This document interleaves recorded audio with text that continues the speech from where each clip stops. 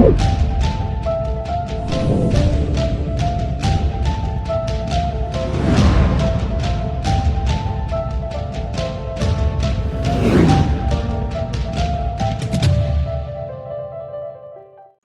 जिन रहस्यमय और विशालकाय जानवरों को हम किस्से, कहानियों और किंवदंतियों का हिस्सा मानते हैं, कभी वो वास्तव में हुआ करते थे।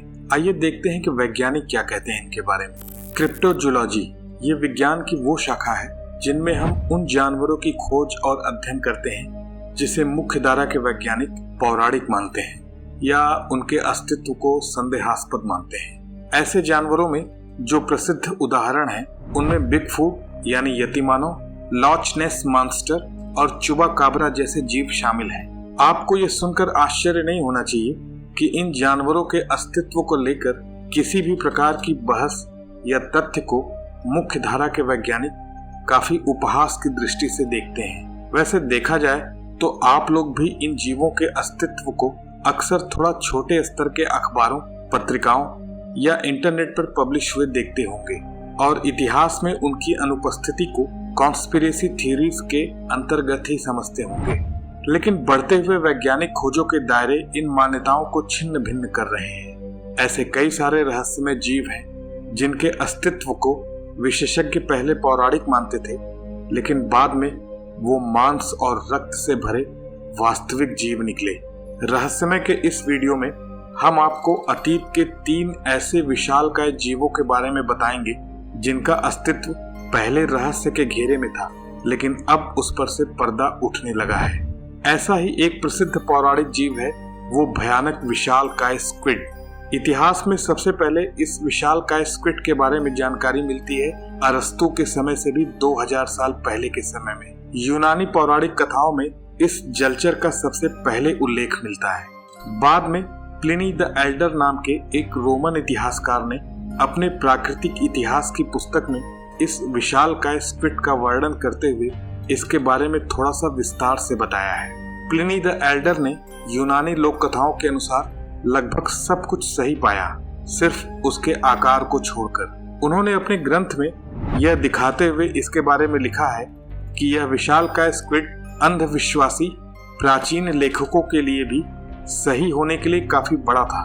वास्तव में प्लिनी ने केवल 30 फीट यानी लगभग 9 मीटर लंबे स्क्विड का अनुमान लगाया था, जबकि वास्तव में यह 40 फीट यानी 12 मीटर से भी अधिक लंबा निकला। इस विशालकाय स्क्विड को न्यू फाउंडलैंड के ग्लोवर हार्बर के निकट खोजा गया था। ऐसा प्रतीत होता है कि प्राचीन कालखंड में यह विशालकाय स्क्विड संभवतः कई पौराणिक समुद्री राक्षसों के जन्म के प्रेरणा स्रोत थे, जैसे नॉर्स पौराणिक कथाओं के क्रैकेन और ग्रीक पौराणिक कथाओं के स्काइला। ये विशालकाय स्क्विड इतने लंबे समय तक आधुनिक दुनिया से छुपे रहे क्योंकि एक तो इनका अस्तित्व मुख्य धारा के वैज्ञानिकों को काल्पनिक लगता था और इसे सत्यापित करना भी कठिन था। दूसरा, ये गहरे समुद्र के जीव थे। दरअसल समुद्र अपने आकार और गहराई में लगभग अथाह है। समुद्र में किसी भी चीज को खोजना, यहाँ तक कि एक विशालकाय स्क्विड को भी भूसे के ढेर में सुई को तलाशने जैसा है। आज भी मनुष्य गहरे समुद्र में नहीं उतर पाया है। गहरे महासागरों की दुनिया उसके लिए एकदम अनजान है। हमारा दूसरा रहस्यमय जीव भी एक जलचर है, यानी गहरे पानी में रहने वाला। समुद्र में रहने वाले भयानक समुद्री नागों की कहानियां तो आपने सुनी ही होगी, लेकिन वो आज से नहीं बल्कि हजारों साल पहले से सुनी और सुनाई चली जा रही है।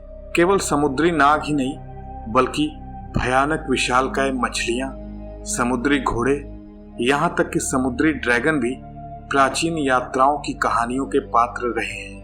यहाँ तक कि बाइबल में भी लेविथान नामक एक विशालकाय जानवर का उल्लेख मिलता है जो शिकार की तलाश में समुद्र की गहराइयों में घूमता था। पीछे बताए गए जायंट स्क्विड की ही तरह लंबे समय तक वैज्ञानिकों ने सोचा कि ये समुद्री राक्षस केवल किस्से कहानियों के ही पात्र हैं। वास्तव में ये कभी हुए ही नहीं। लेकिन अब हम आपको एक ऐसे समुद्री जलचर के बारे में बताने जा रहे हैं जो आकार और बनावट में एक विशालकाय समुद्री नाग की ही तरह है, लेकिन है ये एक प्रकार की मछली। इसका नाम है ओरफिश। ओरफिश एक लंबी बोनी मछली है जिसका लंबा सांप जैसा शरीर कम से कम 56 फीट यानी 17 मीटर से भी अधिक लंबा पाया गया है। खास बात यह है कि ये दुनिया भर के महासागरों में पाए जाते हैं, लेकिन आमतौर पर वे गहरे समुद्र में ही रहते हैं। उनका समुद्र की सतह पर आना एक दुर्लभ संयोग ही होता है। कभी कभी तूफानों के दौरान वो किनारे पर भी आ जाते हैं और कभी कभी मौत के करीब आने पर सतह पर आ जाते हैं। पहली विशालकाय ओरफिश मैक्सिको के लोस काबोस में पाई गई थी। ऐसा लगता है कि ये विशालकाय मछलियां समुद्री नागों के कम से कम कुछ शुरुआती चित्रणों के लिए तो जिम्मेदार थी ही। वास्तव में पहली जीवित ओरफिश को 2001 तक फिल्माया नहीं गया था, लेकिन आज इनका सत्य पूरी दुनिया के सामने है। अब आते हैं तीसरे जीव पर। छिपकलियां देखी हैं आपने? घरों की दीवारों पर पाई जाने वाली छोटी छिपकलियां। क्या ये बड़े रूप में मगरमच्छ जैसी दिखेंगी? हो भी सकता है, कुछ कह नहीं सकते। लेकिन क्या आप जानते हैं 20वीं सदी की शुरुआत तक भी ड्रैगन की तरह दिखने वाली विशालकाय छिपकली पर विश्वास करने की हिम्मत कोई नहीं कर सकता था। किस्से कहानियों की बात अलग है, लेकिन तेजी से मॉडर्न होने वाले उस समय में विशालकाय छिपकलियों की बात करने वाला हंसी का पात्र बन जाता। उस समय यह व्यापक रूप से माना जाता था कि विशालकाय छिपकलियां अतीत की बात है और कोमोडो ड्रैगन के पैमाने पर तो कुछ भी मौजूद नहीं हो सकता। समंदर में मोती ढूंढने वाले मछुआरे जब इंडोनेशिया के छोटे छोटे सुंडा द्वीप समूहों से लौटे तो उन्होंने जमीन पर चलने वाले विशालकाय मगरमच्छों की कहानी सुनाई, लेकिन उस समय उनकी बातों को किसी ने गंभीरता से नहीं लिया। ये बात है 19वीं सदी के अंतिम समय की। अब मछुआरे तो आखिर जहाजी ठहरे, कहानियां उनकी रगों में बहती थी, इसीलिए किसी ने उन्हें गंभीरता से नहीं लिया। फिर आया साल 1910 जब बिटेनजोर्ग जूलॉजिकल म्यूजियम के एक अभियान ने कोमोडो द्वीप का दौरा किया और इन खतरनाक रहस्यमय प्राणियों पर पहली वैज्ञानिक रिपोर्ट तैयार की। Lieutenant general Jack Scarrel Henry ने इस पूरे द्वीप का दौरा किया और एक कोमोडो ड्रैगन की त्वचा और एक तस्वीर दोनों को घर पर ले आए। उसके बाद भी सन 1926 तक कोमोडो ड्रैगन ज्यादातर एक रहस्य ही बना रहा, जब तक कि एक दूसरा अभियान ड्रैगन की तलाश में भेजा नहीं गया।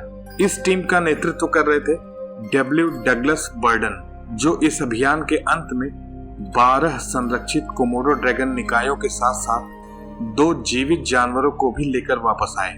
उसके बाद जाकर पूरी दुनिया को विशालकाय छिपकलियों यानी कोमोडो ड्रैगन्स के बारे में पता चला। इसी 1926 के अभियान और कई लोगों द्वारा प्रागैतिहासिक माने जाने वाले जानवर की खोज ने ही वास्तव में 1933 की फिल्म किंग कॉन्ग को बनाने के लिए प्रेरित किया।